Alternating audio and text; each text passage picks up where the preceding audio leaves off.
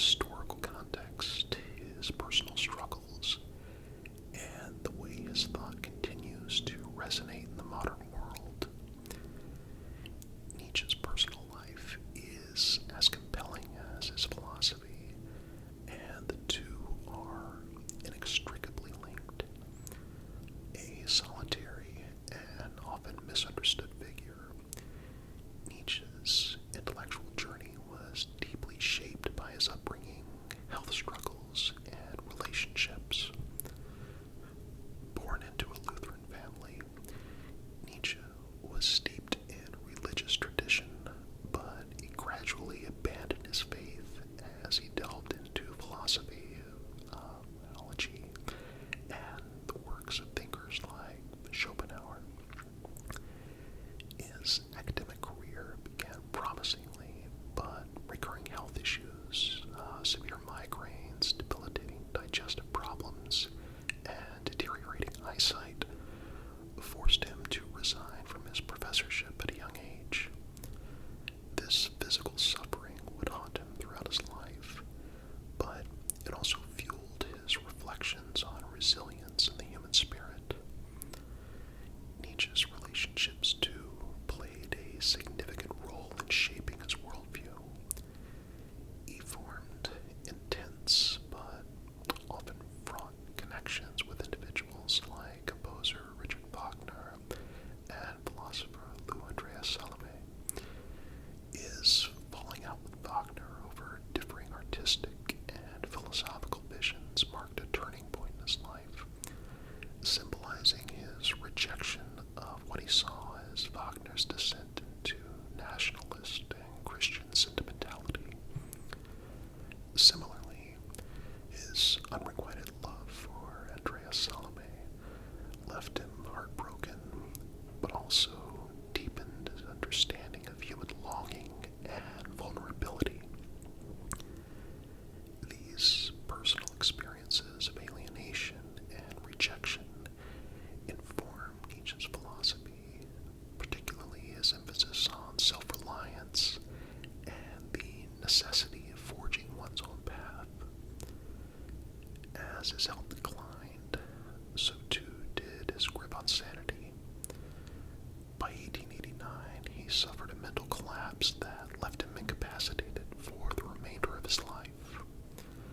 The precise cause of his mental decline remains a subject of debate, with theories ranging from syphilis to a genetic neurological disorder.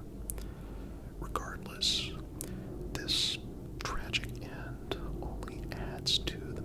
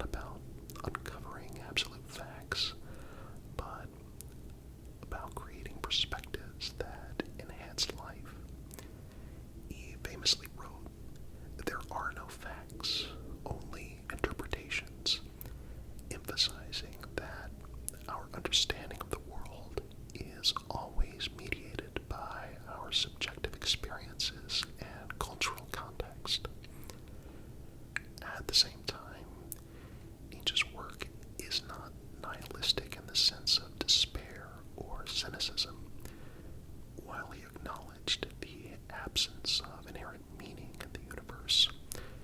He saw this as an opportunity for creation rather than a cause for despair. This is where his philosophy becomes profoundly life-affirming. Nietzsche urged individuals to embrace the chaos, uncertainty, and suffering of life, transforming these experiences into sources of strength and meaning. His famous aphorism, "What does not kill me makes me stronger," encapsulates this ethos, highlighting the potential for growth and transformation even in the face of adversity. Nietzsche's celebration of art and music as pathways to meaning also reflects his deeply humanistic outlook. He saw art as a way to transcend the limitations of reason and connect with the raw, primal forces of existence. Music, in particular, held a special place in his philosophy. As a young man, Nietzsche composed music himself and admired the works of Beethoven and Wagner before their falling out. He believed that art could reveal truths about the human condition that philosophy and science couldn't, offering a bridge between the Apollonian desire for order and the Dionysian embrace of chaos. In the modern era, Nietzsche's thought continues to inspire and challenge. His insights into the dynamics of power, the construction of morality, and the nature of individuality resonate in a world grappling with issues of identity, cultural conflict, and existential anxiety. Yet, his work also serves as a cautionary tale. Nietzsche demands that we engage with his ideas critically, recognizing the complexity and nuance of his thought, rather than succumbing